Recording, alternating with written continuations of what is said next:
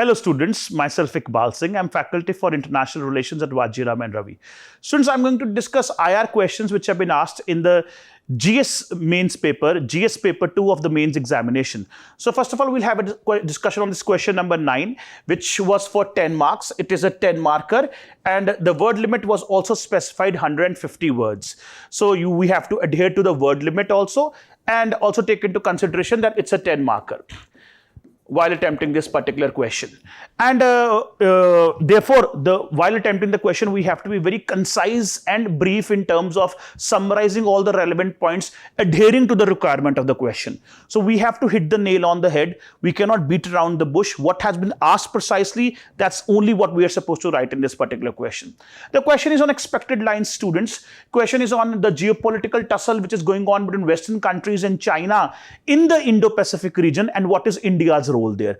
On this particular theme, the question has been framed, and it's a very predictable theme. This is something which is very important in global politics happening right now. Geopolitical tussle between US and its allies and China in the Indo-Pacific, and India has a very important role to perform here. So it's a statement-based question, students. A statement has been given to you, and you are supposed to explain the statement with examples. And of course, even if it's not mentioned examples, you still must give examples in your answers. If you must give relevant examples, contemporary examples, in order to get a competitive edge over your competitors, it will certainly make your answers academically rich. So you have to explain the statement with examples. So what's the statement? Let's read the statement, and whenever you get statement-based questions, you must read the statement a couple of times, thrice, and try and identify the soul of the statement, the key words in the statement, which will help you frame the structure of your answer. So what's the statement? The West is fostering India as an alternative to reduce dependence on China's supply chain, and as a strategic ally to counter China's political and economic dominance. This is the statement. You have to explain the statement with examples. So whenever you get statement-based questions, students, read, like I told you, read it twice, read it thrice, try and understand the soul of the statement. Try and identify the important keywords in the statement. This will help you understand what is the examiner trying to say, and you will be able to make the structure of your answer on the basis of these keywords. So here we are easily able to identify that there are two aspects to the statement. One aspect says the Western countries are trying to develop India, trying to foster India as an alternative to reduce dependence on China's supply chain network. That's one aspect of the statement. The other aspect says, and West is also trying to develop India as a strategic ally, trying to develop a strategic partnership with India in order to counter China's political and economic dominance in the Indo-Pacific region. So that is the statement. These are the two aspects of the statement. So the body of the answer also will make two subheadings on the basis of these two aspects. So let's now start discussing. So what are you going to do in your introductory paragraph? First of all, in your introductory paragraph, you're going to set the context. What is the context of the statement? Like I told you, the context of the statement is based on the geopolitical tussle which is going on between Western countries and China in the Indo-Pacific region, and this context you have to highlight in your introductory paragraph. In the introductory paragraph, you must talk about this geopolitical tussle which is going on between Western countries and China in the Indo-Pacific. How they are competing with each other for more and more power and resources in this particular region. You must also highlight how today the world is dependent on China's supply chain networks. Supply chain networks. What are supply chain networks? Supply chain networks, they are consequence of globalization. They are a consequence of globalization, supply chain networks. And majority of the manufacturing in the world today are dependent on supply chain networks. And China has stranglehold over these supply chain networks. Therefore, the world is over-relying on China in terms of these supply chains. And this can make the other countries vulnerable. This, of course, reflects economic interdependence. Globalization, when we study globalization GS papers, we discuss that globalization has led to economic interdependence. So it does reflect economic interdependence. But the problem, students, is that we have got a reality check now. The reality check the world got during the pandemic. The pandemic exposed the vulnerability. During the pandemic, these supply chains, which are majorly based in China, they were disrupted and crippled because of lockdowns, because of shutdowns. because of travel restrictions, trade restrictions, which were imposed because of the pandemic. In fact, China was also the origin of the coronavirus. Wuhan was the origin of the virus. So these supply chains got crippled and they got disrupted, which caused a supply chain shock recession in the world, because manufacturing industries all over the world got affected. You may even give the example of semiconductor supply chain shortage. And that is when the world realized that this interdependence, economic interdependence, which we have with the Chinese because of supply chains, China can weaponize this interdependence. This time it did not happen with design. It was because of the pandemic, but certainly China can use this for its own geopolitical advantages also. This economic stranglehold which they have over supply chains, they can use it for their own geopolitical advantages and weaponize this interdependence. So this reality check the world community got, and predominantly the Western countries got very concerned. Therefore, in the post-pandemic world order, nature of globalization has changed. Resilience have become the new ingredient of globalization. Resilience. Today, more and more nations and more corporates, they want to develop resilient supply chains. What is a resilient supply chain? Resilient supply chain is when you diversify the supply chain in such a manner that you do not over-rely or depend only on one country like China. There should be backups, there should be alternatives. And the idea of resilient supply chains is based on China plus one formula. China plus one formula. That means we must not over-rely on China. We must have a plus one alternative to China. And of course, India would want to become that alternative. So this is how the nature of globalization in the world is now changing. After the pandemic, the world is now trying to develop resilient supply chains. Resilience have become the new ingredient of globalization. Western countries, they want to reduce their dependence on China in terms of manufacturing and supply chains, and India can play a very important role here. So this is the introduction. You must highlight this context in your introductory paragraph. You must also highlight how in the last 2 to 3 decades, China has grown at a very phenomenal pace, so much so that China has now become the second largest economy of the world. And if it continues to grow at the same pace, very soon it may surpass USA and may become the richest economy of the world. And therefore, China has emerged as the biggest challenger and the biggest threat to US hegemony. In fact, in the US national security strategy also, the Joe Biden government has admitted this, that America's biggest threat today is China. China is a big threat to US hegemony, US domination, US supremacy. So this geopolitical tussle which is going on between Western countries led by US and China, and also the role of over-reliance on China-based supply chains, this is something which you must highlight in your introductory paragraph, and how Western countries now today want to develop resilient supply chains to reduce their dependence on China.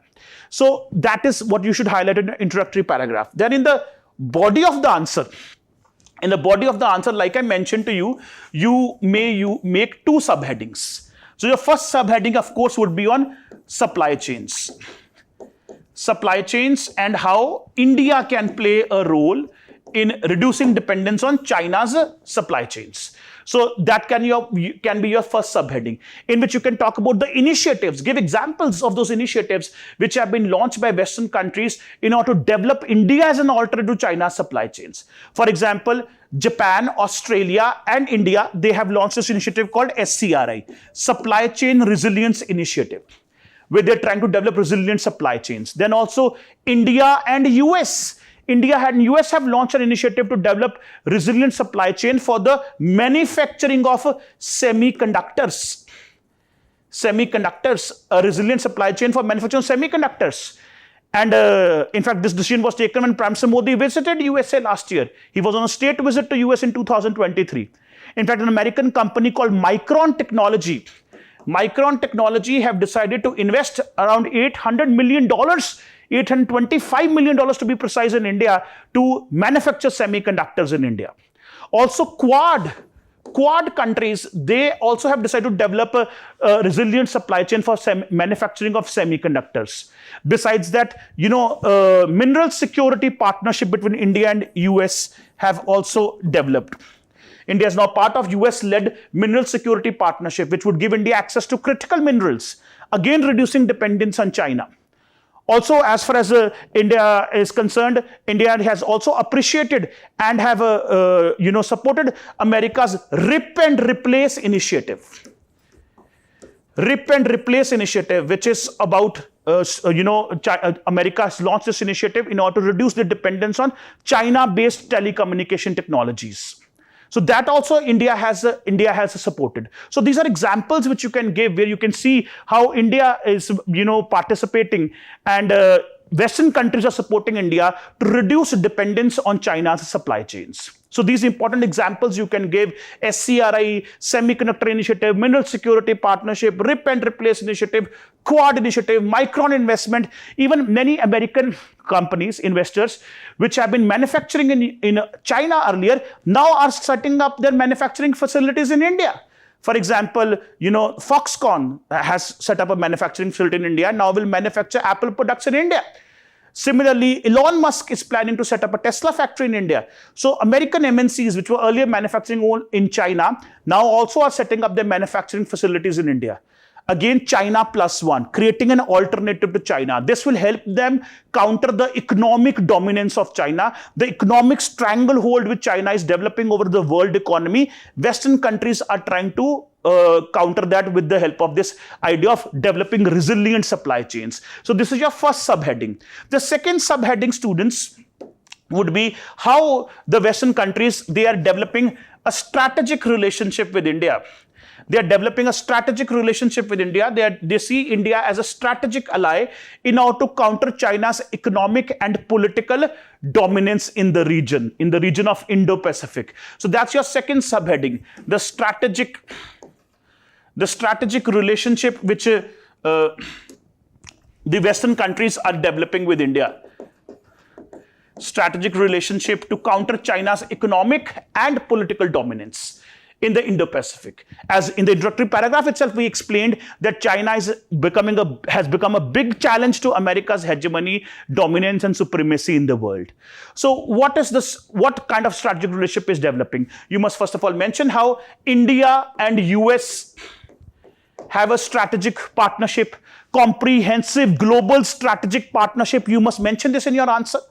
India and US have developed this strategic partnership. India and Japan has developed strategic partnership. India and Australia have developed strategic partnership. In fact, all these four countries have come together to form Quad to counter the economic and political dominance of China in the Indo-Pacific. You must mention also how not just strategic partnership, India has also developed defense partnerships with countries like US. India and US are cooperating in terms of defense relations also, which would also help them counter economic and political dominance of China. US is using India to externally balance China.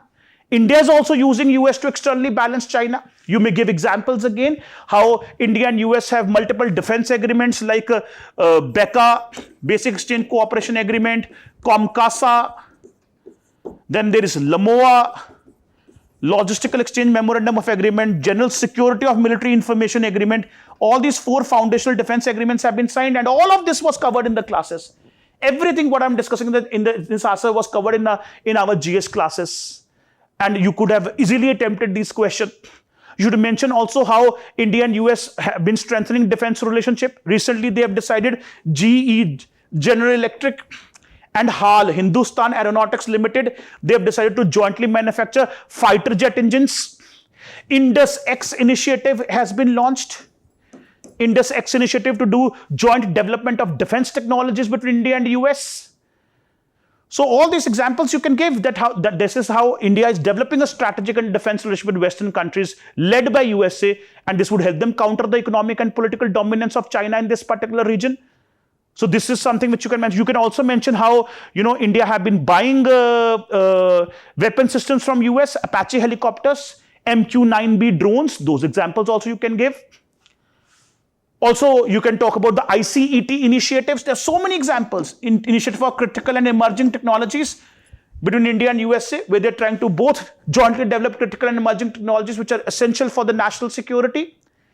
And also, one big threat which China is posing is China's economic and political clout in the world is increasing because of its exploitative BRI policy, Belt and Road Initiative. through which China is pursuing a debt trap diplomacy. So Western countries have launched initiatives to counter BRI also. And India has joined these initiatives. India is a part of these initiatives. So which are these initiatives? This also you must mention in your answer. For example, you may talk about the initiative launched by G7 countries led by US. G7 countries led by USA have launched an initiative to counter BRI that's called PGII, Partnership for Global Infrastructure and Investment. And India is part of this initiative. India has joined this initiative. India has appreciated this initiative. And PGI countries last year in Delhi, when they were here for the G20 summit, these G7 countries, the countries which launched PGI initiative under leadership of US, they signed an agreement called IMEC, India, Middle East, Europe Corridor, which will also help them counter the Belt and Road Initiative. So you must talk about these initiatives which are America, G7 countries, Western countries, G7 countries led by USA have launched, in which India is also participating. India is also part of these initiatives which will help them counter the Belt and Road Initiative of China. Then also you must talk about IPEF, also give example of IPEF, Indo-Pacific Economic Framework. It's a multilateral initiative again, and it is also led by US, launched by Joe Biden. The purpose of IPF initiative has been to challenge the rising economic dominance of China in the Indo-Pacific. India is a member of IPF also, Indo-Pacific Economic Framework. And in fact, one of the pillars, IPF has 4 pillars, and one of the pillars talk about resilient supply chains, again reducing dependence on China's supply chains.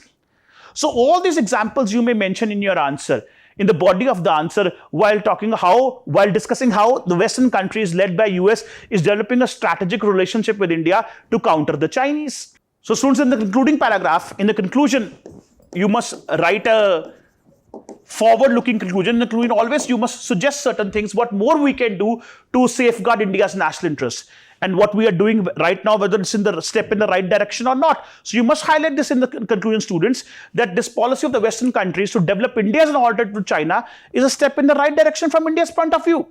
This will help India counter China. This will help India counter the China challenge.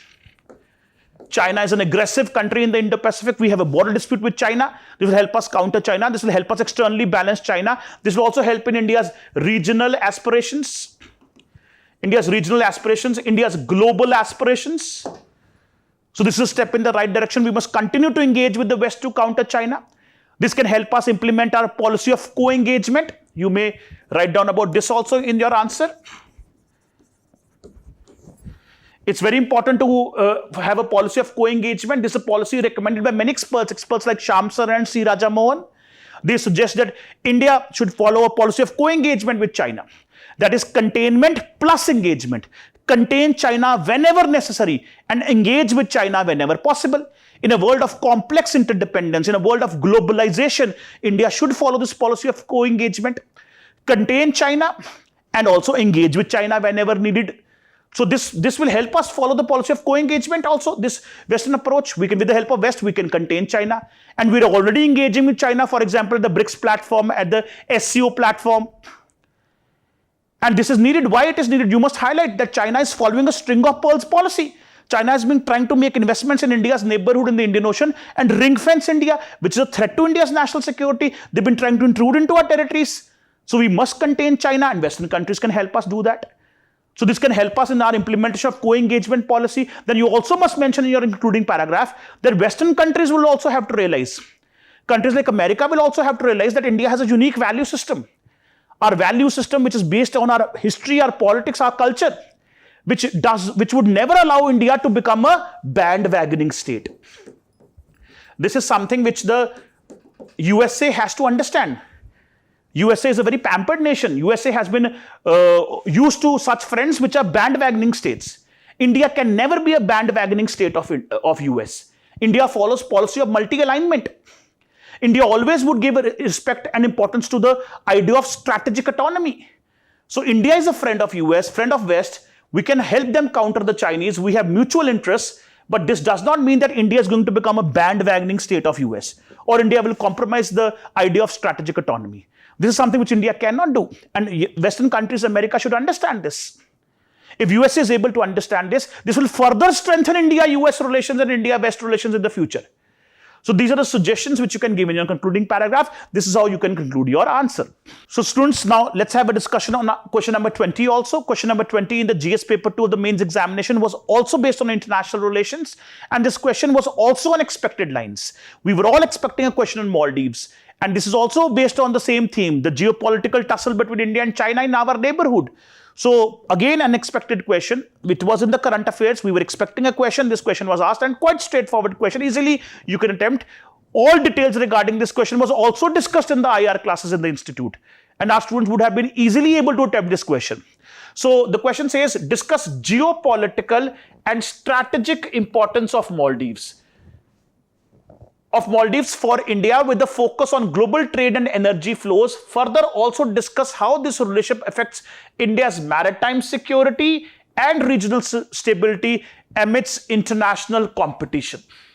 So again, read the statement couple of times, 3 times, try and understand the soul of this question. What is the essence of the question? What is it trying to say? So here again you can see there are 2 aspects of the question. First aspect is discuss the geopolitical and geostrategic importance of Maldivian islands. Why are they so important for India? In the context of global trade, energy flows, you have to discuss that. That's one aspect. The second aspect is discuss how India-Maldives relationship will have an impact on India's maritime security, regional stability amidst international competition. What is this international competition? You must understand, it is India versus China. India versus China in our neighborhood. China trying to ring fence India, trying to implement string of pearls policy. So Maldives has an important role in that international competition, that tussle between India and China which is going on in our neighborhood and the Indo-Pacific. In that context, the statement has been framed. So once you understand the essence and the core of the statement, then it's easy to answer the question.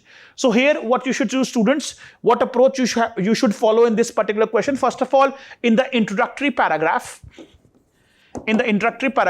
you are supposed to discuss the geopolitical and geostrategic importance of Maldives. Why Maldives is geopolitically important? What is the relevance of Maldives, significance of Maldives? We discussed this in our lecture in quite detail. What is Maldives? Maldives is very strategically located in the Indian Ocean region. Maldives is a group of 1,200 coral islands, and these Maldivian islands are centrally located in the Indian Ocean. And most importantly, the important sea routes of the world, important sea lines of communication which connect West Asia, East Africa with Southeast Asia and East Asia, they go through these Maldivian islands. And these sea routes are responsible for uninterrupted energy supply for the countries of the East. The countries of the East, Southeast Asian countries, East Asian countries, China, Japan, all these countries, they buy their crude oil supply from West Asia, most of them. So the sea routes which are used for the supply of this crude oil, energy supply, they go through Maldivian islands. Maldivian islands are strategically located in the Indian Ocean, centrally located. Therefore, these Maldivian islands, they have geopolitical, geostrategic importance from the point of global trade and also energy flows. Their important sea routes which are responsible for uninterrupted energy supply, they go through Maldivian islands. That is the reason why Maldives has importance. This is the geopolitical and geostrategic significance of Maldives. You must write all this, how these 1,200 coral islands are so centrally located in the Indian Ocean region. And therefore, they become very important from India's perspective also. Because Indian Navy has already articulated this objective that India wants to become a net security provider in the Indian Ocean region. Net security provider in the Indian Ocean region. So if we want to fulfill our aspiration of becoming a net security provider in the Indian Ocean region, we must develop very good relationship with this strategically located country called Maldives. And also, Prime Minister Modi's vision of Sagar, you must mention, security and growth for all in the region. Prime Minister Modi's vision of Sagar also gives a lot of importance to Maldives. Maldives is central to that as well. Maldives is also central to India's neighborhood first policy. You must mention all these government policies in your introductory paragraph, which will highlight the relevance of Maldives, India's ambition to become a net security provider, vision of Sagar, and also India's neighborhood first policy. And these policies all have a goal to check rising dominance of China in our neighborhood, to check China's investments in our neighborhood, to check China's string of pearls policy. So this is how you write the introduction. In the introduction, you adhere to the demand of the question, geopolitical and geostrategic importance of Maldives from the context of India, and also in the context of global trade and energy flows. So once you have done that, then you move on to the body of the answer. In the body of the answer, you must highlight India-Maldives relationship in the context of international competition. You must highlight this. You will have to highlight this context in the body of the answer. So you must write how, first of all, you must write a small paragraph that how we've always had cordial relations with Maldives in the past. We've always had cordial relations with Maldives in the past. Very friendly relationship. India has been a strong development partner of Maldives, you must write down. India has always tried to help Maldives in terms of maintaining its maritime security, stability. India has also signed an agreement with Maldives to provide essential commodities for the export of essential commodities, which is again very important. You must write down about that treaty, which we had discussed in the class. You must also mention events from the past. For example, Operation Cactus, we did in 1988. Operation Neer, we did in 2014. Also, India's important investments in Maldives, Indira Gandhi Memorial Hospital, Faculty of Engineering Technology, Faculty of Hospitality and Tourism Studies. So from day one itself, since Maldives has got its independence in 1965, India had always had a very cordial relationship with Maldives, very friendly relationship. And we have helped Maldives in its security, its stability, in its development. And you must quote all these examples. And in the next paragraph, students, you must write down how this India-Maldives cordial relationship have got adversely affected because of the recent international competition, because the recent tussle which is going on between India and China in our neighborhood in the Indo-Pacific. You must write down how since the year 2013 we have seen this. Since the year 2013 we have seen that this very cordial friend of India, Maldives, have started tilting towards China. It has started tilting towards China. China's presence in Maldives since 2013 have been increasing. Why? Because since 2013 we have seen that pro-China leaders were elected as presidents in Maldives. And these pro-China leaders, they followed pro-China policies, and China got a golden opportunity to make investments in Maldives, and therefore Maldives emerged as an important pearl in China's string of pearls policy. You must highlight this, how Maldives have been tilting towards China since 2013. You must highlight how Abdullah Yamin was the president from 2013 and 18, and he was a pro-China leader. During his tenure, Maldives and China, they signed a free trade agreement. During his tenure, Maldives joined the Belt and Road Initiative and became an important part of the maritime Silk Route. During his tenure, Maldives requested India to withdraw helicopters, apparently under China's pressure. During his tenure, China started making massive investments in Maldives. And therefore, Maldives emerged as an important pearl in China's string of pearls policy. During his tenure, this China-Maldives Friendship Bridge was constructed in Maldives, which connects the airport and the capital island Malé. In fact, Ibrahim Nasir International Airport, Maldives Airport, an Indian company, GMR, was given contract to modernize this airport, which also Yamin government had cancelled and gave it to a Chinese company. And how during his tenure, Chinese President Xi Jinping also visited Maldives. So during this 5-year tenure, Yamin followed pro-China policies, and that is the time when Maldives tilted towards China. Then there was a relief for 5 years because in 2018, Ibrahim Mohammed Solih got elected, and Solih followed India First policy. Solih was not favorable towards China. Solih did not follow pro-China policy, followed India First policy. So this 5-year tenure of Solih until 2023 was a good period for India-Maldives relationship. India made massive investments. India gave $1.4 billion package. India signed an agreement to develop Greater Malé Connectivity Project in Maldives. We have been helping them in their development. We have been helping them in infrastructure development, also security and defense relations, helping them in maritime security. So Solih's tenure was good for India-Maldives relationship. But then in 2023, now again you must mention in your answer how in 2023, Maldives again underwent elections, fresh elections, and Mohammed Muizzu has got elected. Mohammed Muizzu has got elected as a new president now. Solih has lost election. And Muizzu was a cabinet minister when Yamin was the president. Muizu also is a pro-China leader. In fact, Muizu won elections on basis of this campaign, #IndiaOut campaign. In fact, this election was an election between India Out versus India First. Solly represented India First, Muizu represented India Out. The demand of the India Out campaign was that India's military presence should be withdrawn from Maldives. And Muizu has been a pro-China leader. Muizu was an important minister when Yamin was the president in the past. So he won the election.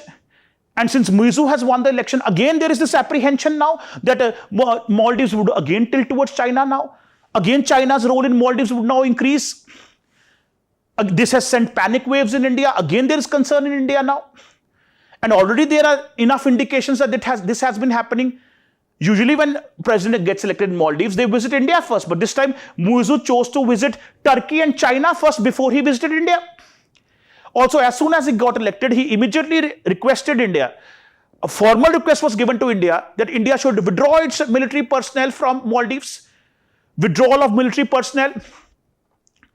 And he requested this to Prime Minister Modi also when he met Prime Minister Modi last year in the COP summit in Dubai.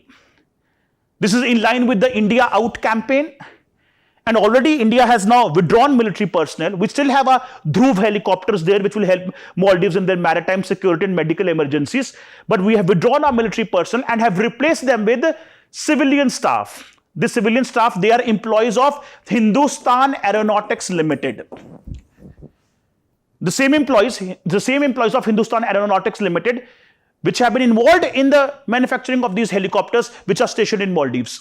So military personnel have been withdrawn and now replaced by our civilian staff. But we still have our helicopter presence there, and they will be now operated by our employees of the Hindustan Aeronautics Limited instead of our military personnel which belong to the Indian Navy and Indian Coast Guard.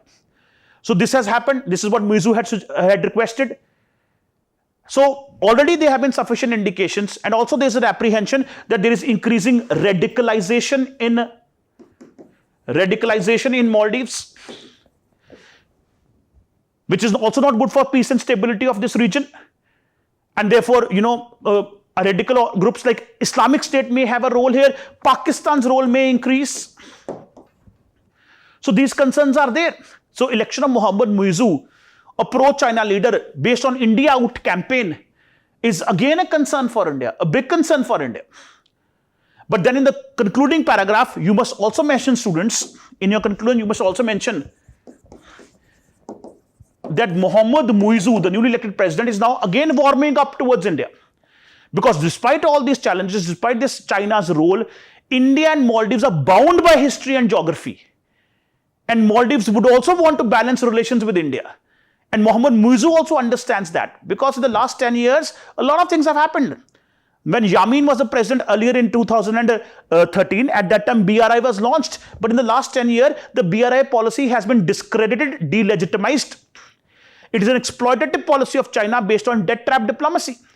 So Mohammad Muizu would be wise enough to also safeguard Maldives' national interests.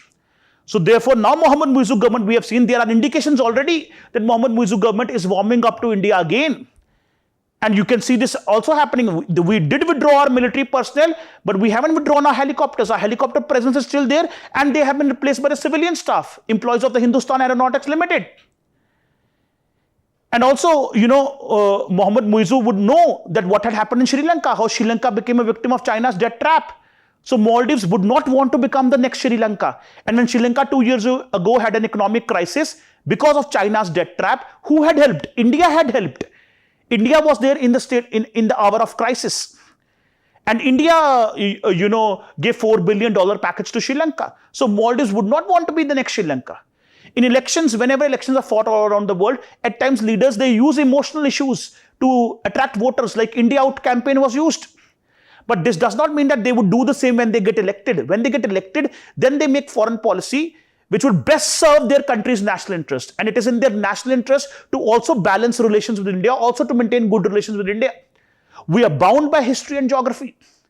India is very critical for a Maldivian economy, for Maldivian security and stability. And that is why you see that Mohammad Muizu attended the oath-taking ceremony of Prime Minister Modi, which is a step in the right direction. He was invited, Mohammad Muizu, and he attended the oath-taking ceremony. a step in the right direction. This would strengthen our relationship. In fact, recently, Foreign Minister Dr. Subramaniam Jaishankar also visited Maldives. In the recent budget speech given by Nirmala Sitharaman, our Honorable Finance Minister, in the Lok Sabha, on the floor of the Lok Sabha, she announced that India has enhanced budgetary allocation for aid to Maldives. The amount of aid we are going to give to Maldives this year, we have increased the amount in the budget. These are also steps in the right direction.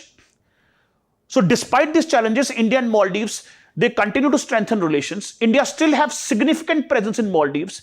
India has significant influence over the Maldives. And even Mohammed Muizzu government is now warming up to India again. You must also give suggestions.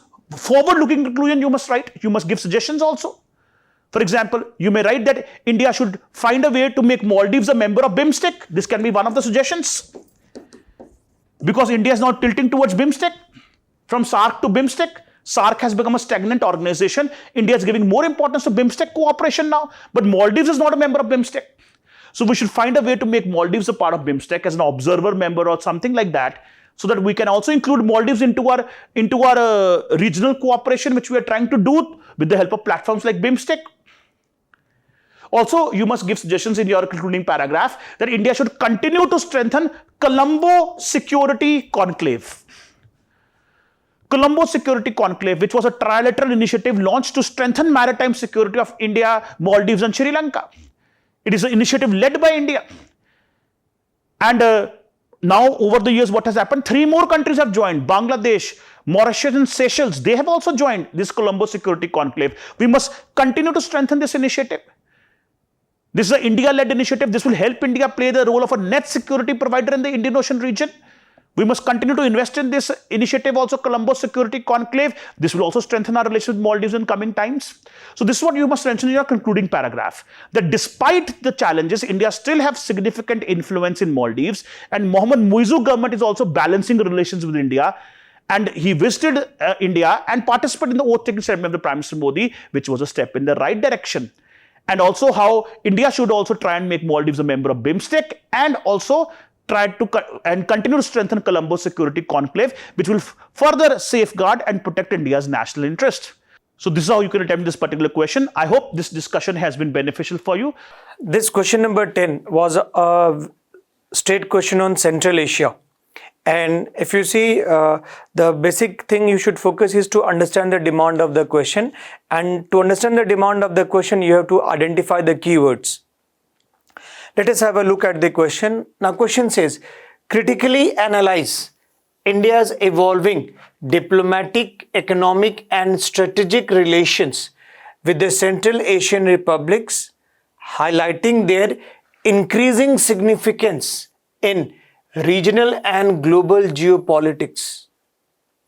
So this question basically talks about 2 things. First, you have to highlight what is the increasing significance of Central Asian republics in this regional and global geopolitics, first thing. After focusing on that, you can discuss what has been India's outreach to these republics in terms of diplomatic, economic and strategic relations, and then you have to point out the challenges or shortcomings in India's approach and conclude it with few suggestions. And that too, you have to write it in 150 words. So from the very first word go, you have to be very specific. Now, if I had to in introduction, if we can see in introduction, you can talk about how Central Asia is a part of India's, this Central Asia is a part of India's extended neighborhood. Extended neighborhood, and to hone its outreach to Central Asian countries, Indian government had launched Connect Central Asia policy. This Connect Central Asia policy, it was launched in the year 2012, and this Connect Central Asia policy, you can mention in introduction also, it had 4 C's as its element. Now, the 4 C's as its element, you can see the 4 C stands for commerce, connectivity, consular and community. So with this 4 C in focus, Indian government focused on developing strategic ties with Central Asian countries, and Indian government has strategic ties with 4 Central Asian republics. Out of 5, it excludes Turkmenistan. So in introduction, you have to talk about this extended neighborhood and connect Central Asia policy forces. Then second part, you have to discuss what is the significance of Central Asian countries. And this significance of Central Asian countries in brief. First significance is geostrategic significance. Geostrategic, if I say. Second is from economic point of view, what is the significance in regional and global geopolitics. And third is from the security perspective. Geostrategic, as all of us are aware, and this term you have to mention here. The term is great game. Central Asia has been an arena of great game in 19th century between British Empire and Russian Empire. And the modern version of this great game is being played among global powers. Russia, US, China, they are competing, as well as the regional powers like India, Pakistan, Iran, etc. Turkey. So this Central Asia is an arena of great game because of its strategic location, and Central Asia is a bridge which connects different regions of Asia as well as Asia and Europe. So you have to mention this great game. For example, China has increased its influence in Central Asia through its BRI projects, and Russia considers Central Asia as its sphere of influence, near abroad. It's an ex-Soviet territory, so near abroad. Russia still has residual influence in the Central Asian countries, and US and West, they have been trying to orchestrate color revolutions, regime change through popular protest. So basically, this arena is an arena of great game. The modern version of it is being played out among global as well as regional powers. Second, you have to talk about economic influence or economic importance of these countries. And economic importance of these countries, obviously, as all of us know, that these Central Asian countries are resource rich. Resource rich. Like Turkmenistan having world's 4th largest reserves of natural gas. Kazakhstan is having a big uranium reserve, and all the Central Asian countries have oil and gas, gold, etc. So this is very important resource-rich region, and all countries are interested in exporting the resources. At the same time, Central Asia is also important from the point of view of trade and investment, given the fact that Central Asia is a big market. Now, talking about the security importance, and security importance, obviously, that Central Asia has been, there is a threat of religious extremism, drugs trafficking, as well as terrorism in Central Asia. In fact, many youths from Central Asian countries, for example, they were radicalized and they had gone to fight for ISIS in Syria as well as Iraq. So not only this radicalization, extremism, and Central Asian countries, in fact, as all of us must be aware, that this year Russia suffered from 2 massive terrorist attacks in Moscow and Dagestan region. And the roots of this terrorist attack were traced to some Central Asian countries.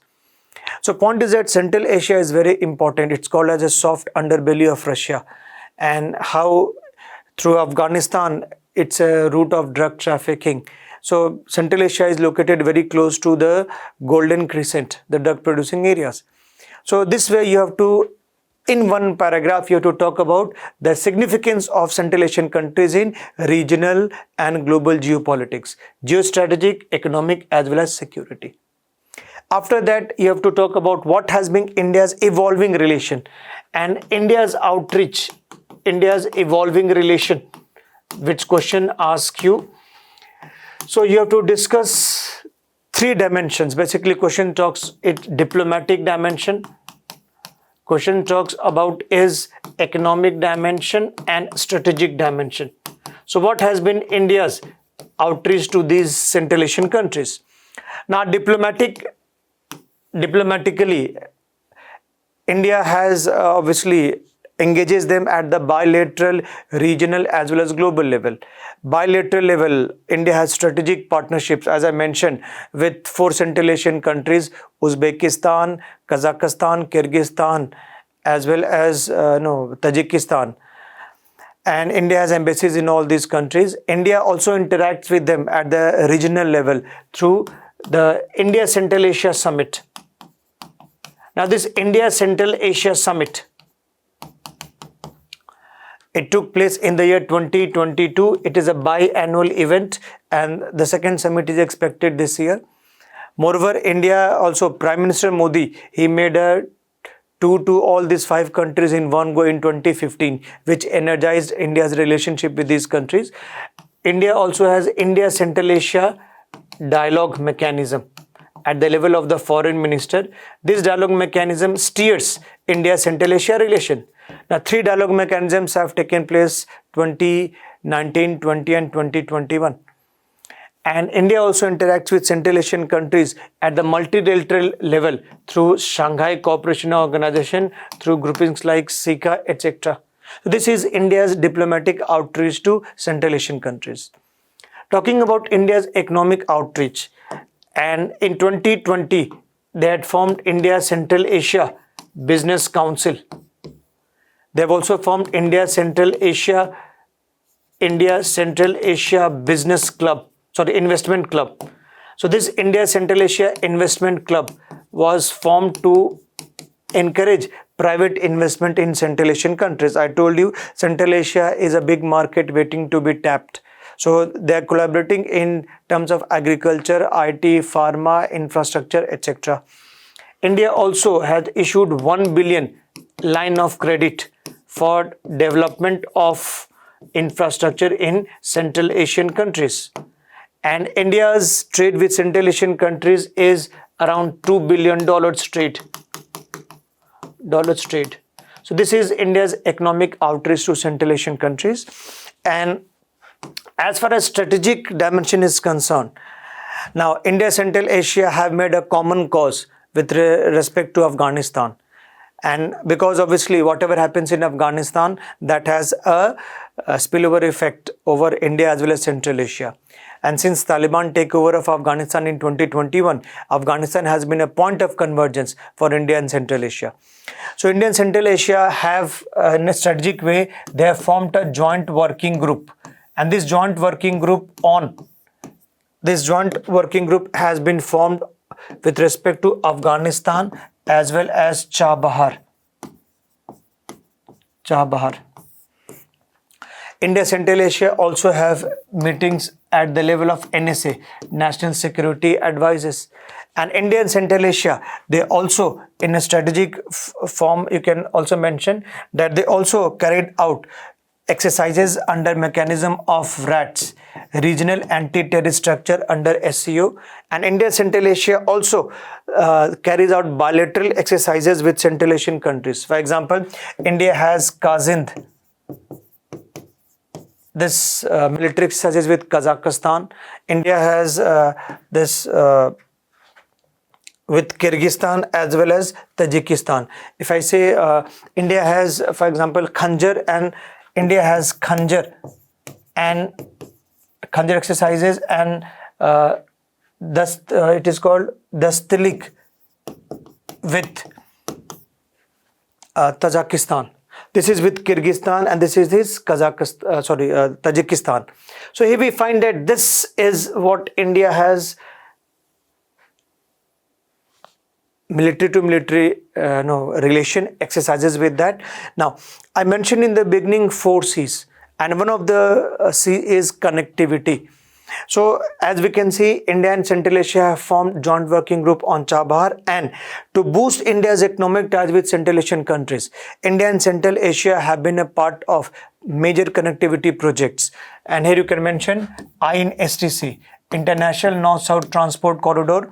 We can talk about India has also been part of the Ashgabat Agreement. India became part in 2018. So basically here we have to discuss how through Chabahar, Ashgabat, INSTC, India and Central Asia have been trying to boost connectivity. In fact, Central Asia is India's gateway to Eurasia. And Iran has been one important component for Chabahar, INSTC as well as Ashgabat. At the same time, India Central Asia also tried to revive this very important Tapi pipeline with Turkmenistan, Afghanistan, Pakistan, India pipeline. Negotiations have been restarted. So this is where you have to talk about diplomatic relation, economic relation as well as strategic relation with Central Asian countries. But since the question talks about critically, you have to evaluate. So here we have to talk about what has been challenges which India's outreach to Central Asia has been facing. And the first challenge is obviously this lack of direct connectivity. You have to mention lack of direct connectivity. Pakistan doesn't allow India to access Central Asia and Afghanistan passing through its territory. And this has been one serious handicap. China has an advantage here because China has a direct border with Central Asian countries. So here lack of direct connectivity, that's what is hampered India's increasing outreach to Central Asian countries. Second, you have to talk about is the lack of sustained focus. Lack of sustained focus. Now I am saying lack of sustained focus on Central Asian countries because you have seen that last year's SCO summit was held informally. It was held, virtual summit. It was held. India was the host. It was held virtual. This year, Prime Minister did not go to the Astana summit of SCO, and next summit, it is said it will take place in China. And given the current state of relation between India and China, it is very less probability that India will attend that. So here we find that this SCO summit also offers Indian government an opportunity to interact with these 5 Central Asian countries together. And obviously, experts say they must have been disappointed by having missed 2 opportunities to interact with Indian government at the 2 SCO summits, 2023 and 2024. Moreover, challenges is Iran-USA ties. Keep in mind all of India's 3 major infrastructure projects, whether it is INSTC, Chabahar, or whether it is Ashgabat agreement. This tense ties between Iran and US cast shadow over it. For example, this May, when India had this investment agreement where India is going to invest millions of dollars in Chabahar, US government warned that it may come under sanctions of US. So obviously this also impacts India's connectivity projects. And moreover, India is facing a big challenge in form of China's. If I give you one comparative figure, India's trade with Central Asia was just $2 billion. In contrast, China's trade was $40 billion. 20 times what India has, and China has planned to extend it to $70 billion. I already discussed you that China has plans to boost its outreach to Central Asia, and in particular, this BRI has helped China to boost connectivity projects in the Central Asia. So India faces a long-term challenge in form of rising profile of China in Central Asia. So here you have to talk about one line each, the challenges which India faces, or these are also in a way linked to shortcomings or weaknesses of India's Central Asia policy. At the same time, in conclusion, you can talk about the way forward that India can build on the political willingness of these Central Asian countries. Now, these Central Asian countries, you have to understand that these Central Asian countries, they are dependent on 2 main powers, Russia and China. And they are looking up to a 3rd country to reduce their dependence on these 2 countries. India fits the bill in that regard. So there is a political willingness from Central Asian countries to engage with India. India can tap into that. Moreover, the dissatisfaction with China and dissatisfaction with China, whether with respect to China's BRI, Belt and Road Initiative, the Central Asian population in particular, they have been not comfortable with rising Chinese influence, and whatever China does in Xinjiang, it has led to persecution of not only Uyghurs but also Kazakh, Kyrgyz minorities present in Xinjiang, and that raises the temperature in these countries. So as compared to the sensitivity associated with China's increasing foray in Central Asia, that is not a problem with India. In fact, India enjoys a positive image, and here India can use soft power to further boost its ties with Central Asian countries in the form of, like Bollywood is movie, yoga, etc. popular in Central Asia, and India can also help in capacity building of these countries. People to people contacts like tourism, etc. can be strengthened, and moreover, India has to expand its trade basket with Central Asian countries. So basically, as a way forward, you can talk about these three things, which makes the region conducive for India's increased strategic ties, enrichment of India's ties with Central Asian countries. You can say that India can tap into these areas to strengthen its ties with Central Asian countries.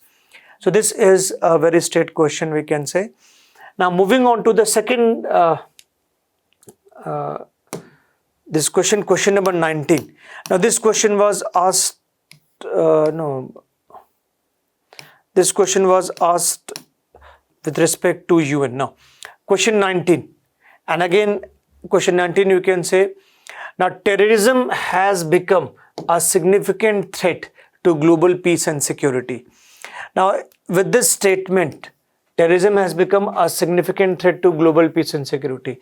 That is a context of the statement, and then UPSC asks you, evaluate the effectiveness of Security Council's CTC, Counter-Terrorism Committee, and its associated bodies in addressing and mitigating these threats at the international level. And that you have to answer in 250 words. So point is, terrorism has become a global threat, especially after 9/11, and you have to focus on what role CTC, Counter-Terrorism Committee of UN Security Council and its associated bodies have played in mitigating and addressing this threat. So evaluate. So what have they been doing? How far they have been successful? What is the challenges they face? And in conclusion, you have to talk about in terms of suggestions. So now here in the introduction part, you can, if I say here in introduction part, you can talk about, if I say question 19 in introduction part. Now in introduction part, you can talk about how terrorism has become a grave threat to humanity. In fact, you can also quote Dr. S. Jayashankar's view. Now Dr. S. Jayashankar, he said, terrorism is among gravest threat to humanity. Threats to humanity. It's amongst gravest threat to humanity, and the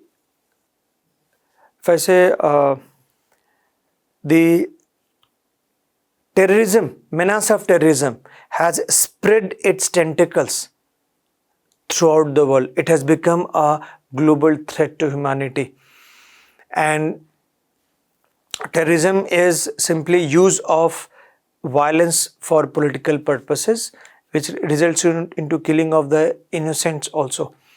So in introduction, you can highlight how terrorism has become a global threat, and UN Security Council, as the body primarily responsible for maintenance of international peace and security, prior to 9/11, it had taken certain steps to ban many countries like Libya, like Sudan, for their role in bombings. And moreover, 1267, resolution number 1267 had formed Al-Qaeda Committee of UN,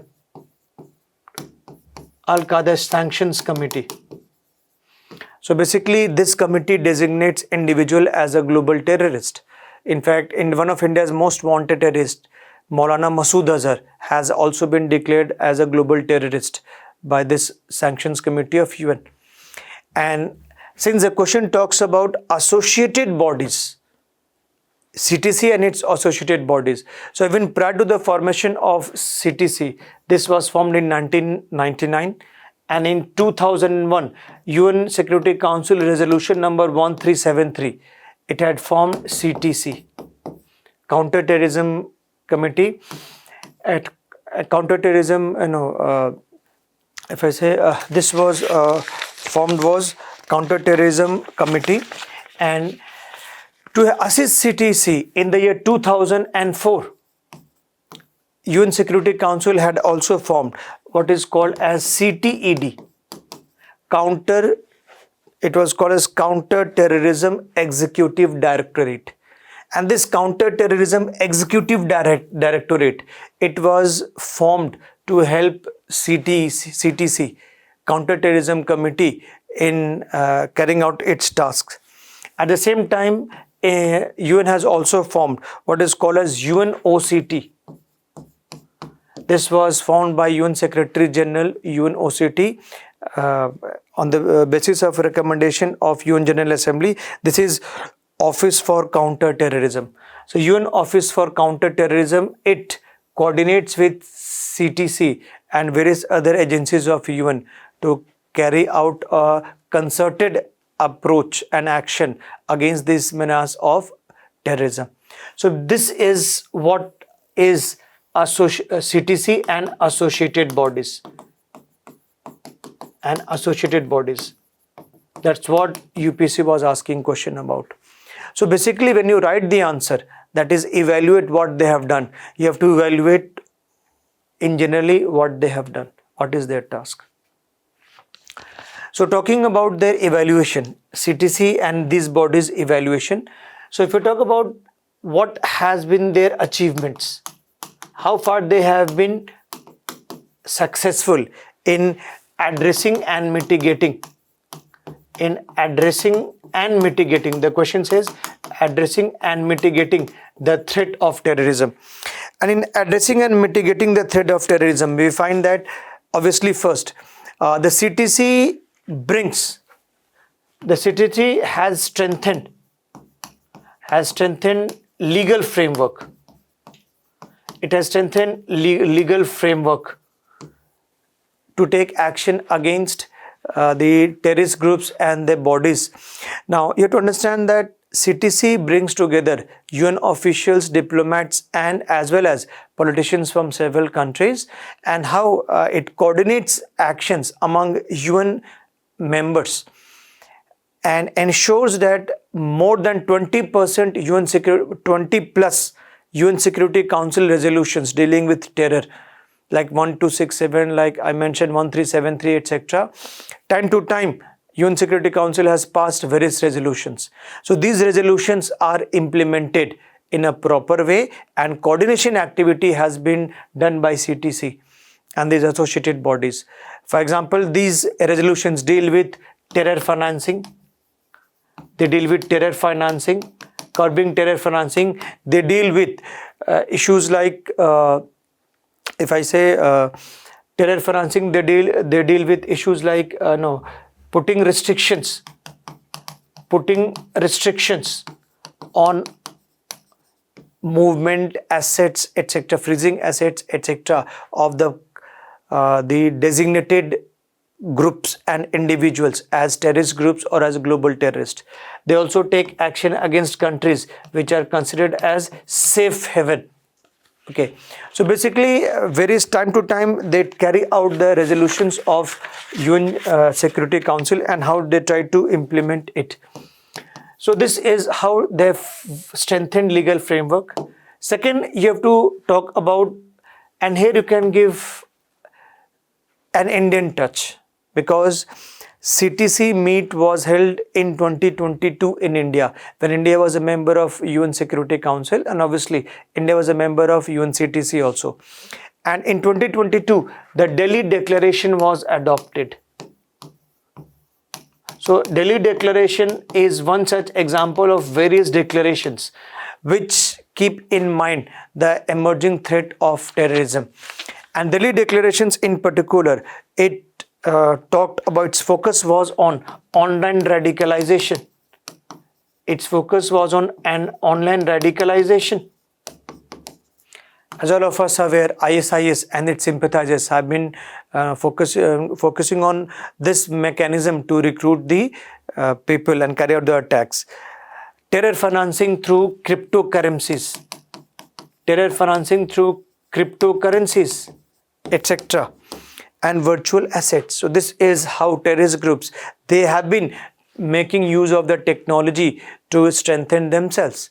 And this Delhi Declaration focused on that use of UAVs to carry out terror strikes, unmanned aerial vehicles. In fact, Houthis in Yemen, they have been using that to ships passing through that area. And these UAVs have also been used for transport of drugs and arms. In fact, this is what is happening in J&K, Punjab, etc. So Pakistani-based terror groups have been using that. So Delhi Declaration, it highlighted the need to keep on aware of the evolving nature of terrorism, how they are using technology, and this is an important step in that regard. And in fact, the CTED, now CTED has helped strengthen the activities of CTC by various ways. Now CTED, for example, CTED, it gives technical assistance. It gives technical assistance. CTED, it gives technical assistance. CTED, it also prepares assessment reports, annual assessment reports. And CTED also helps identify the gaps in the legal framework and counter-terror activities of the member countries and to how to plug that gaps. CTED has also been instrumental in carrying out GRN. Now, GRN is basically Global Research Network. GRN is Global Research Network. And this Global Research Network, this is basically a network of research institutions and think tanks. More than 100 research institutions and think tanks. And how this GRN, Global Research Network, was set up by CTED to ensure that these think tanks and research bodies, they carry out evidence-based research, and how they keep through CTED updated about evolving nature of terrorism. In fact, how, for example, I mentioned cryptocurrencies. So how terrorist groups are adept at increasing use of technology. In fact, you can see the recent pager attack or walkie-talkie blast in Lebanon. So how Hezbollah, for example, shunned mobile phones and preferred pager because there is a less possibility of it being tracked. The digital footprints of pager are less than that of the other devices. So they also make use of satellite phones, etc. So basically, this is how research-based, evidence-based research and research-based policy making, that's what is carried out by CTED. And I also mentioned how this Al-Qaeda Committee 1267 Sanctions Committee, how it has led to assets freeze, action being taken against global terrorists, Masood Azhar, Mr. Makki, Abdul Rahman Makki, etc. So this is how it has been able to address and mitigate the global threat of terrorism. But at the same time, since the question talks about evaluation, you have to focus on what has been the weakness of this body. So in terms of the weakness, if you talk about the weakness of this body or challenges, you can also interpret in terms of challenges. Now, first challenge is obviously there is the lack of definition of terrorism. Definition of terrorism. In fact, the countries of the world have not been able to arrive at what exactly constitutes terrorism, and they define differently. For example, in SCO, the member countries of SCO, excluding India, they equate terrorism with separatism and extremism. For India, terrorism is cross-border terrorism. For Pakistan, for example, Pakistan says we just give political, moral and diplomatic support to Kashmiri insurgents, and Pakistan calls them freedom fighters. So this is the lack of definition over terrorism. And in Indus Water Treaty, it has been in news recently, when India built the barrage over Shahpur Kandi on Ravi River, Pakistan says that India is indulging in water terrorism. So this universal definition of terrorism is missing, and that's how many activities which could have been interpreted as terrorist activities, that they're not able to label it. Moreover, we find that another weakness has been the double standards. Now, double standards on terrorism. So, for example, US, China, Pakistan. Pakistan I just mentioned. Pakistan calls Kashmiri insurgents as freedom fighters. China, despite being itself a victim of terrorism, China has blocked in the past multiple attempts by India and US to designate Pakistan-based terrorist as a global terrorist by this committee of UN 1267 Sanctions Committee. So, technical hold was put by China on designation of Sajid Mir as a global terrorist. US has refused to extradite Tahavur Rana and David Headley. David Headley entered into plea bargaining with US, and they have not been extradited for the 26/11 attacks. So obviously there have been double standards as far as these countries are concerned. And US, for example, it gave F-16 package to Pakistan, saying that these will be used to help Pakistan fight against terrorism. India retorted that they will be used against India. So double standard of terrorism. In fact, many countries of the world, they promise a long thing. They promised a lot of things as far as tackling terrorism is concerned, but the actual their action in that regard is not satisfactory. Moreover, this lack of enforcement is there. For example, when Masood Azhar was declared as a global terrorist, Pakistan took cosmetic action against him, against his groupings. They were arrested, and later on they formed another front.